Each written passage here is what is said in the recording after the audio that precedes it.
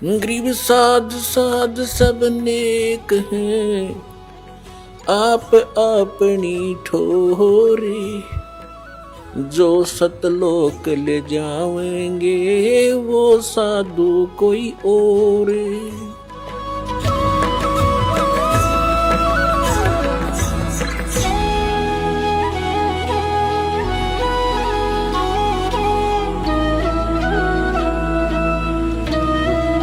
ये तो वो परमात्मा स्वयं आता है, फिर स्वयं ही अपने द्वारा वर लिखी हुई उन ग्रंथों को स्वयं ठीक ठीक समझाता है।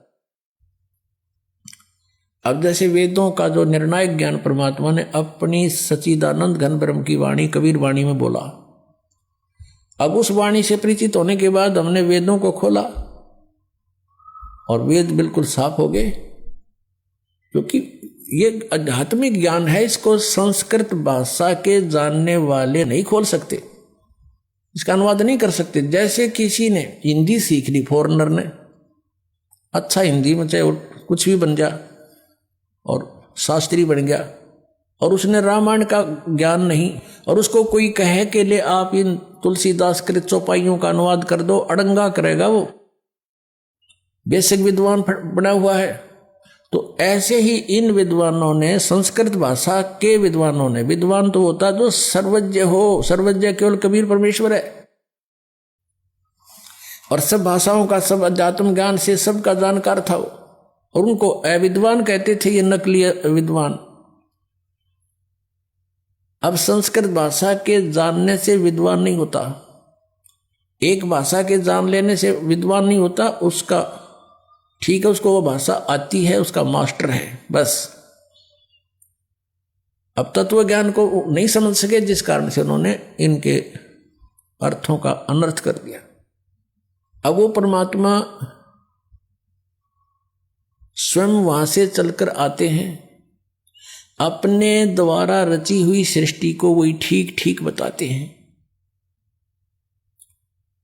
और यथार्थ ज्ञान वही आकर देते हैं, वो ज्ञान समझाते हैं, मनुष्य की तरह चलकर आते हैं। अपनात्मा इस काल भगवान ने इन अज्ञानी ऋषि महर्षियों मंडले सुनो गुरुओं ब्राह्मणों द्वारा, ब्राह्मण का अर्थ या कोई जाति से नहीं है, ये समझना चाहिए, क्योंकि हम वेदिक हर ज्ञान सुनते नहीं।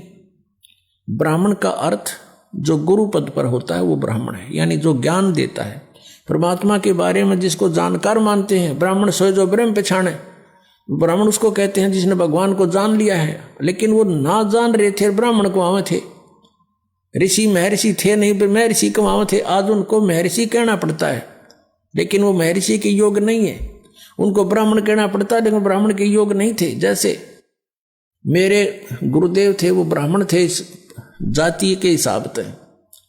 हरियाणा में गांव पैंतावास, दादरी के पास बड़ा पैंतावास और जिला भिवानी, उस बड़े पैंतावास के गांव के रहने वाले ब्राह्मण जाति हैं, लेकिन वो अपने आप को ब्राह्मण नहीं कहते थे, वो संत रामदेवानंद कहते थे, वो संत थे।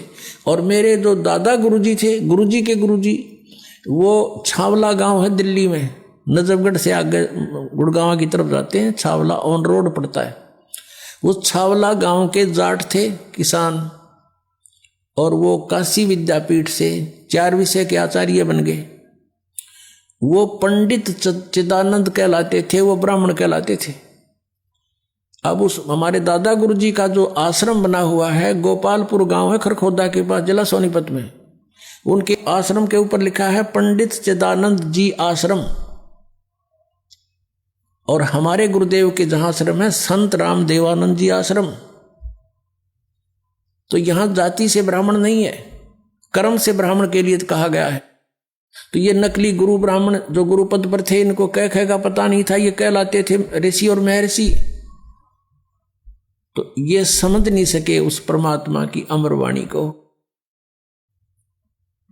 इसलिए परमेश्वर ने कहा कि ये वेद कतेब झूठे नहीं भाई, और झूठे हैं जो समझे ना ही।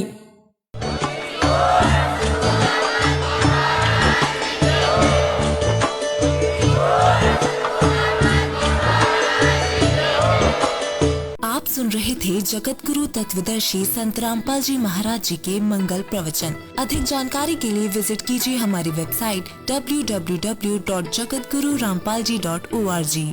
संत रामपाल जी महाराज जी के शुभ आशीर्वाद से पूरे विश्व भर में 500 से भी ज्यादा नाम दीक्षा केंद्र हैं, जिन पर संत रामपाल जी महाराज जी द्वारा ऑनलाइन निशुल्क नाम दीक्षा दी जा रही है। अपने नजदीकी नाम दीक्षा केंद्र का पता करने के लिए संपर्क करें 8222880541।